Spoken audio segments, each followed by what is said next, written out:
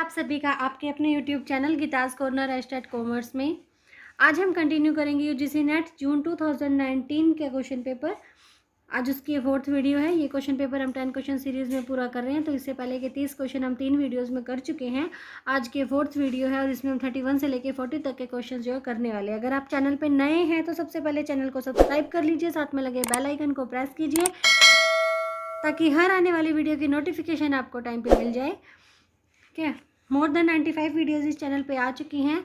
अगर आप सीरियसली अपने एग्ज़ाम्स की तैयारी करना चाहते हैं तो सारी ही वीडियोज़ को आप कंटिन्यूटी से देखें, कोई भी वीडियो बीच में स्किप ना करें, ना छूटने पाए कोई भी वीडियो।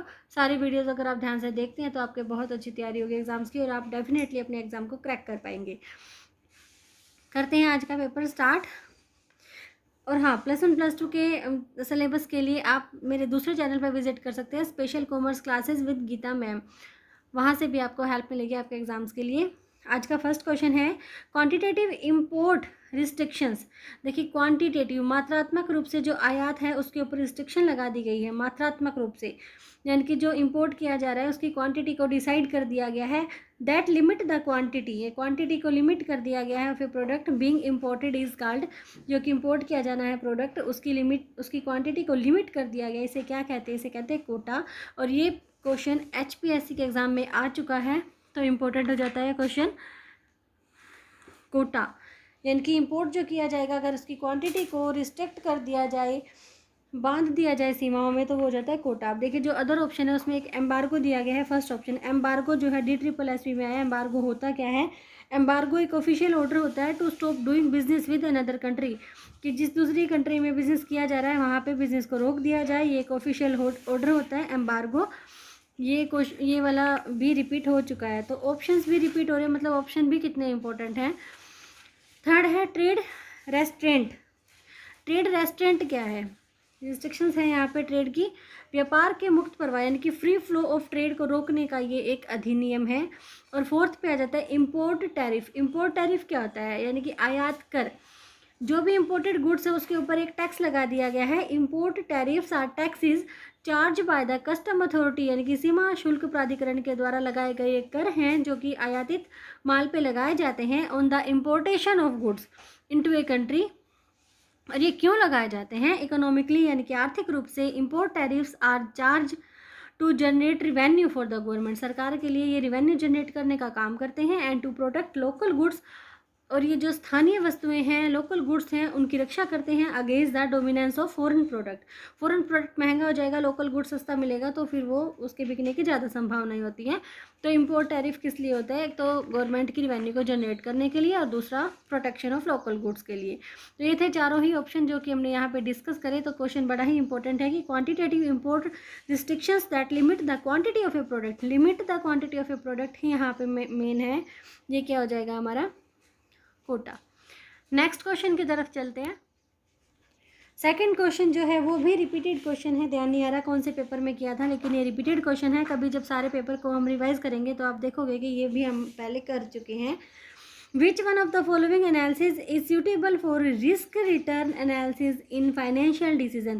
यानी कि जब भी फाइनेंशियल डिसीजन लिया जाता है, अपने फाइनेंस को कहीं पे इन्वेस्ट करने का डिसीजन लिया जाता है, तो इनमें से कौन सा एनालिसिस है जो सबसे ज़्यादा सूटेबल होता है? रिस्क रिटर्न एनालिसिस जिसको बोला जाता है, ये है CAPM एनालिसिस। CAPM की फुल फॉर्म भी पेपर में आ सकती है, capital asset pricing model.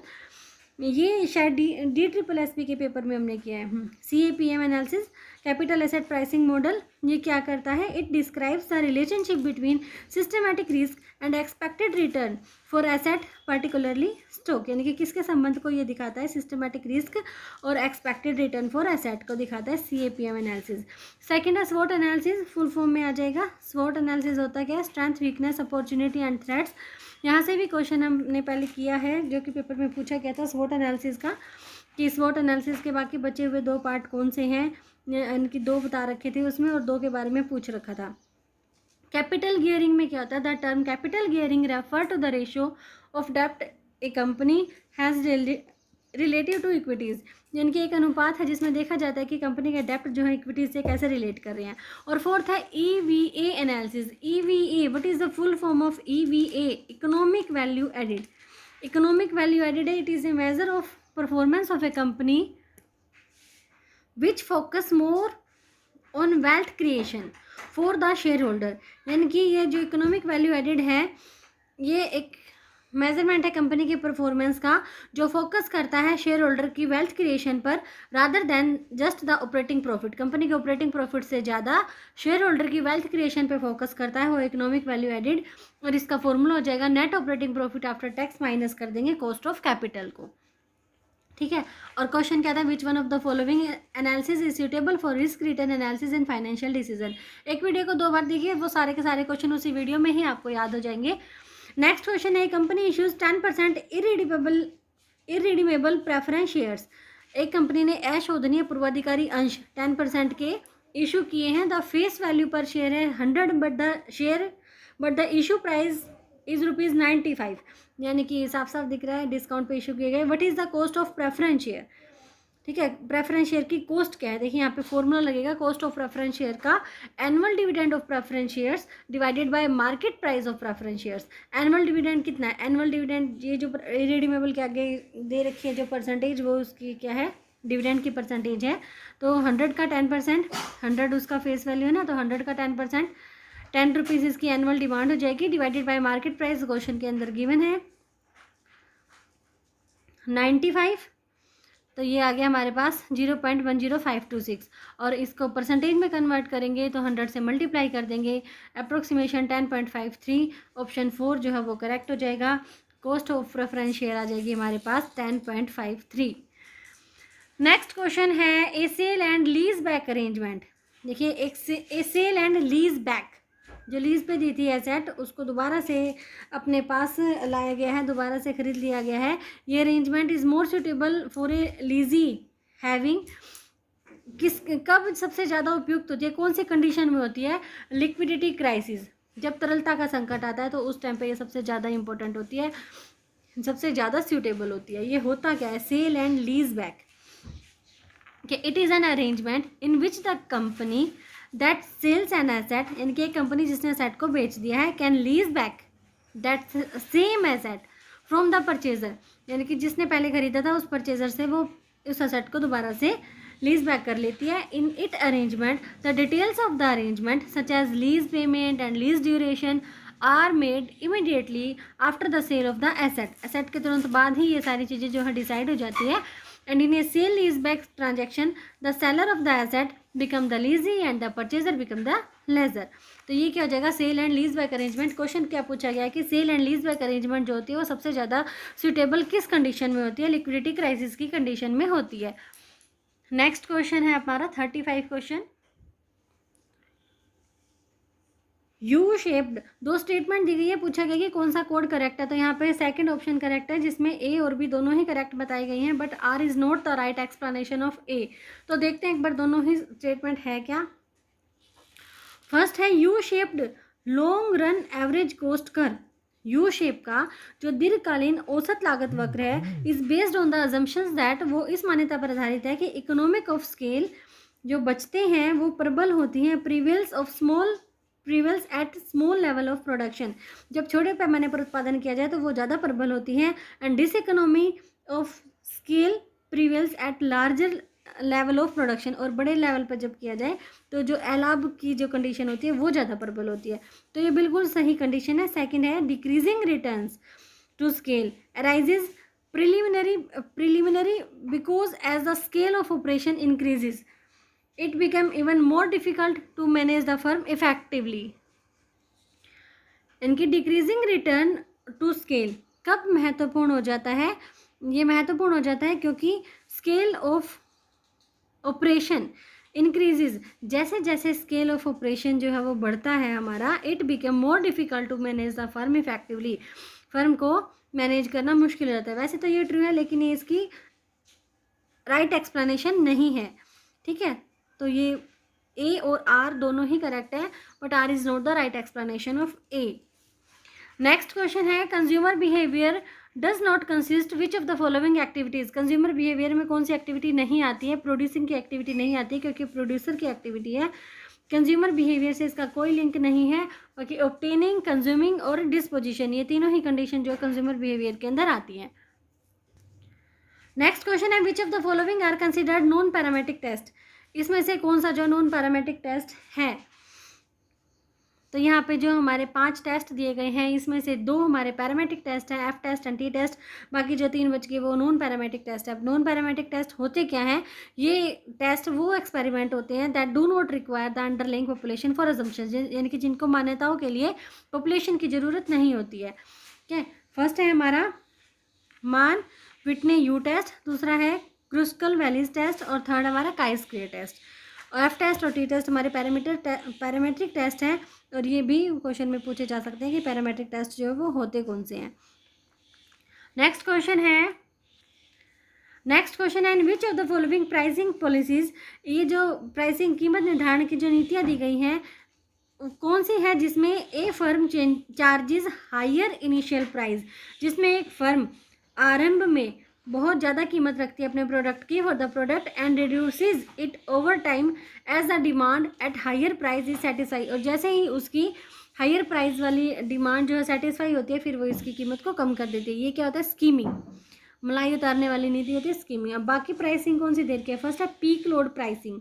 Peak load pricing में क्या होता है, हायर प्राइस जो है चार्ज तब किया जाता है जब डिमांड अपनी पीक पे होती है। ठीक है, डिमांड जब पीक पे होती है तो पीक लोड प्राइसिंग यहाँ पे प्राइस जो है सबसे ज़्यादा रखा जाता है। दूसरा है इंक्रीमेंटल प्राइसिंग। इंक्रीमेंटल प्राइसिंग में क्या याद रखना है कि ये किसके ऊपर बेस होती है, वेरिएबल कॉस्ट के ऊपर बेस होती है। और हमारा फोर्थ ऑप्शन क्या है, पेनिट्रेशन प्राइसिंग। पेनिट्रेशन प्राइसिंग में क्या होता है, it is a marketing strategy used by businesses to attract customers to a new product और services by offering a lower price during its initial offering, यानी कि जब स्टार्टिंग में एक नए प्रोडक्ट का कम प्राइस रखा जाएगा तो वो है पेनिट्रेशन प्राइसिंग, और जब ज़्यादा रखा जाएगा तो वो है स्कीमिंग। चलते हैं अपने नेक्स्ट क्वेश्चन की तरफ। नेक्स्ट क्वेश्चन में current market price of a company share is ₹90, ये दिया हुआ है कि कंपनी के शेयर का मार्केट प्राइस जो है वो 90 रुपये है। Expected dividend per share next year is ₹4.5, यानी कि 4.5 रुपये अनुमानित लाभांश रखा गया है अगले साल के लिए। If the dividend is expected to grow at a constant rate of 8%, अगर डिविडेंड जो ग्रो करता है 8% की स्थिर दर से, the shareholder required rate of return will B कितनी होगी।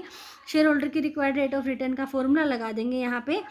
Expected dividend for next year, expected dividend for next year ये दिया है 4.5 रुपये, divided by PO means P0 means current market price per share. Current market price per share ये भी given है 90 rupees का, मल्टीप्लाई बाय 100 प्लस में जी मतलब ग्रोथ रेट भी गिवन है 8% की। ये सारी वैल्यूज़ जब पुट करी तो हमारे पास आंसर आ गया 13%, जो कि फोर्थ ऑप्शन है।